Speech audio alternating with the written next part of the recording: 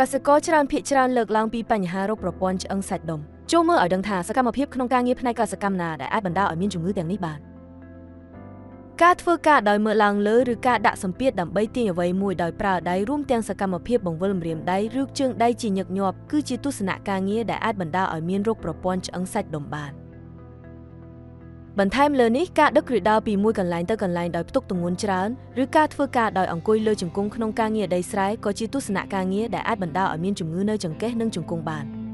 ចូលមើលពីការធ្វើលំហាត់ប្រាណដើម្បីការពារនិងបង្ការរោគប្រព័ន្ធឆ្អឹងសាច់ដុំទាំងនេះវិញម្ដងជាដំបូងនេះគឺជាវិធីសាស្ត្រលំហាត់ប្រាណដើម្បីការពាររោគសញ្ញានៃការឈឺចាប់សាច់ដុំ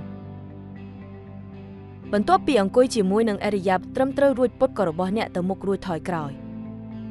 បន្ទាប់មកផ្អៀងក្បាលរបស់អ្នកទៅស្មាស្ដាំរបស់អ្នកត្រឡប់ទៅទីតាំងដើមវិញហើយបន្ទាប់មកផ្អៀងក្បាលរបស់អ្នកទៅស្មាឆ្វេងរបស់អ្នកម្ដងទៀត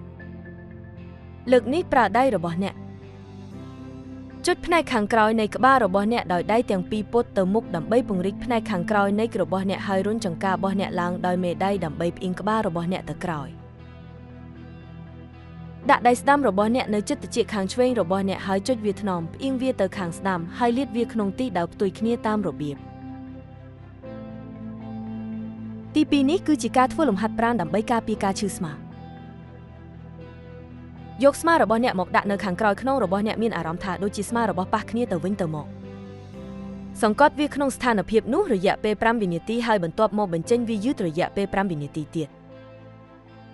បន្ទាប់មកលើកស្មារបស់អ្នកឡើងសង្កត់រយៈពេល5វិនាទីហើយបន្ទាប់មកបញ្ចេញយឺតម្យ៉ាងទៀតដោយមិនរំកិលខ្នងផ្នែកខាងក្រោមរបស់អ្នកទេចូលបង្វែរដងខ្លួនខាងលើរបស់អ្នកដើម្បីឲ្យស្មាមួយទៅមុខហើយស្មាមួយទៀតប៉ះនឹងឆ្អឹងខ្នងសង្កត់រយៈពេល5វិនាទីបន្ទាប់មកសម្រាកហើយធ្វើនៅម្ខាងទៀតជាចុងក្រោយនេះគឺជាការធ្វើលំហាត់ប្រាណដើម្បីការពារការឈឺចាប់នៅកែងដៃដាក់ដៃរបស់អ្នកនៅលើជើងទ្ររបស់កៅអីឬតូបពុតក្ដីរបស់អ្នកហើយសង្កត់រយៈពេល10វិនាទីធ្វើចលនាដែល3ដងនៅសងខាងនៅពេលនេះអ្នកក៏គួរតែពុតមេដៃផងដែរលើកដៃរបស់អ្នកដោយបាតដៃរបស់អ្នកបែរមុខទៅមេឃបន្ទាប់មកពុតដៃរបស់អ្នកដោយដៃផ្ទុយ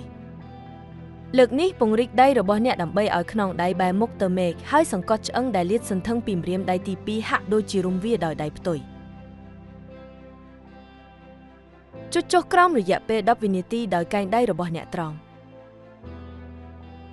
ជំងឺសាច់ដុំនិងឆ្អឹងវាអាចត្រូវបានរារាំងបានយ៉ាងងាយស្រួលជាមួយនឹងឥរិយាបថត្រឹមត្រូវនិងការលាតសន្ធឹងសាមញ្ញ